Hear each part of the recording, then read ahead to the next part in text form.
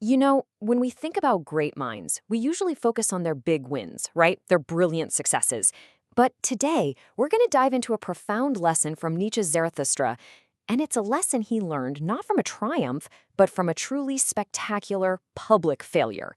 This is the story of a game changing strategic pivot that completely redefined his entire mission. So I want you to just think about this question for a second. What if your greatest failure was actually your biggest breakthrough? Because for Zarathustra, that is exactly what happened. His story isn't just some dusty old parable. No, it's a masterclass in strategy, in focus, and maybe most importantly, in figuring out who you're actually talking to. All right, so let's set the scene. Our guy, Zarathustra, has just spent years alone on a mountain getting super wise. He decides it's time to share his gifts with the world. So he comes down to this bustling, chaotic marketplace. He's got this huge, noble mission. He's going to be a savior for the masses. But oh boy, he is about to get a serious reality check. And this quote just nails his mistake, doesn't it? He realizes he was trying to give honey to bears. I mean, think about that. He's offering this sweet, precious, valuable thing, his wisdom, to an audience that literally could not care less. They don't want honey. He's speaking a language they have absolutely no desire to understand. And you can see the total disconnect right here. On one side, you have Zarathustra trying to offer this profound, sun-like generosity. And on the other,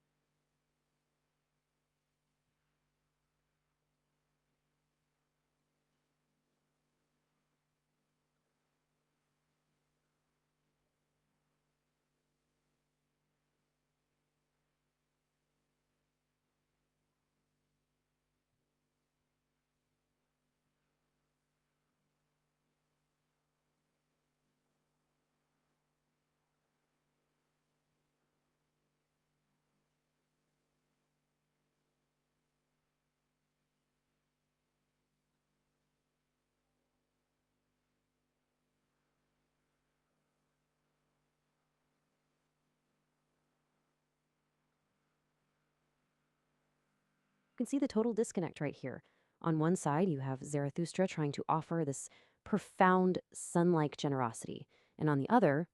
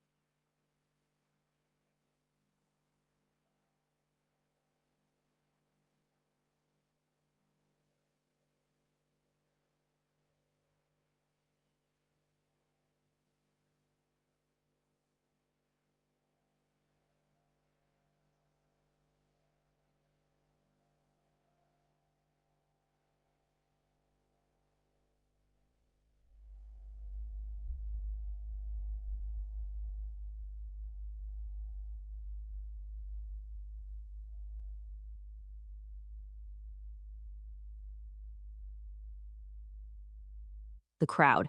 What do they want?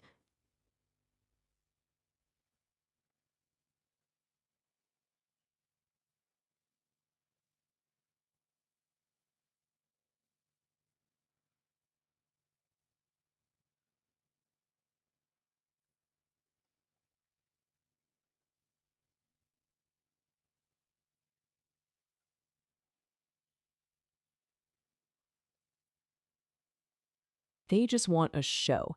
They're there to watch a guy on a tightrope. It's a fundamental, absolute mismatch between his mission and their desires. So, who exactly is this crowd? Well, Nietzsche gives them a name, the last man. Now, this isn't just a person, it's a symbol for ultimate apathy. It's the kind of person who has traded greatness for comfort, challenge for security. They just want to be cozy. They prefer what Nietzsche calls a blinking, contented stupidity. And that is who Zarathustra was trying to spark a revolution in. Yeah, good luck with that. So after this absolute disaster in the marketplace, Zarathustra retreats. He heads into the dark forest, and get this, he's carrying the body of the tightrope walker who fell. It's here, at his lowest point, in this moment of defeat, that he has his most important realization. And this isn't about feeling guilty. It's a strategic awakening. This moment is what we call the belly of the whale in the hero's journey. It's the point of absolute darkness, rock bottom. But it's not the end. For Zarathustra, this failure is the very thing that ignites a smarter, more focused, and way more powerful mission. And it's so important we get this word right, atonement.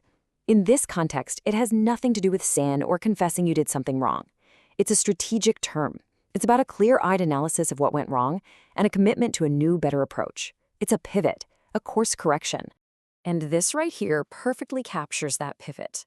Zarathustra completely sheds his old identity. He's no longer trying to be a savior for everyone, a shepherd for a dead culture.